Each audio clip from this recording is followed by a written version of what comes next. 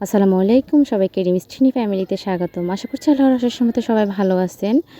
এটা ছিল আমাদের ঈদের ৩য় দিনের ক্লিপ। আমার মেয়েকে তার ফুল দাদা একটা ফুল দিয়েছিল। কাকুর খুব সুন্দর বাগান আছে ছাদে। আসলে বাড়ির সবার বড় দাদা বলতে উনিই এখন আছেন বর্তমানে বড় সবার। আলহামদুলিল্লাহ উনি একজন মুক্তিযোদ্ধা, ওনার বয়স প্রায় ৮০+।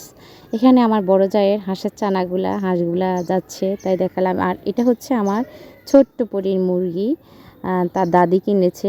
আলহামদুলিল্লাহ ও একটু একটু করে ডিম দেয়, সেটাকে জমিয়ে সাথে আরও কিনে আমার শাশুড়ি মা ওর জন্য সবসময় পাঠান।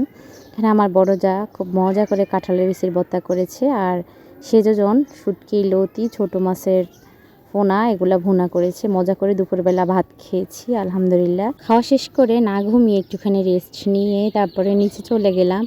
গিয়ে দেখি এখানে খুব সুন্দর করে বাগান করেছে। এখানে কলমি শাক, থানকুনি পাতা, পুঁই শাক, ভেন্ডি গাছ, অনেক কিছু ছিল। আর আমাদের বড় প্রিন্সেস যে আমাদের বড় মেয়ে এই ক্লিপটা নিয়েছিল, এখানে ছিল পেঁপে গাছ। সবাই মাশাল্লাহ বলবেন প্লিজ, অনেক সুন্দর করে এগুলা ধরে আছে। আর আমার সেজো জায়ের মা আমাদের জন্য চিতই পিঠা রান্না করে এনেছিল, এটা দিয়ে বিকালের নাস্তা সেরেছিলাম। চিতই পিঠা খেতে আসলে শীত আর গরম লাগে না, অনেক মজা হয়েছিল। আন্টি অনেক কষ্ট করে বয়সেও আমাদের জন্য অনেক খাবার রান্না করে আনে আসলে এই মাঝের মধ্যে। আর এই যে পুতুলিকার দল আমাদের বড় প্রিন্সেসের, সে তো মাশাল্লাহ বড় হচ্ছে, একটু একটু করে গাছ লাগায়। আর আমগুলো হচ্ছে আমার ছোটো দেবরের গাছ। মাশাল্লাহ বলবেন সবাই প্লিজ।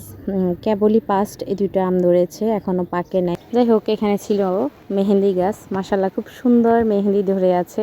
আসলে সময়ও হয় নাই, তাই আর পাতা ছিঁড়ে লাগাইতে পারি নাই।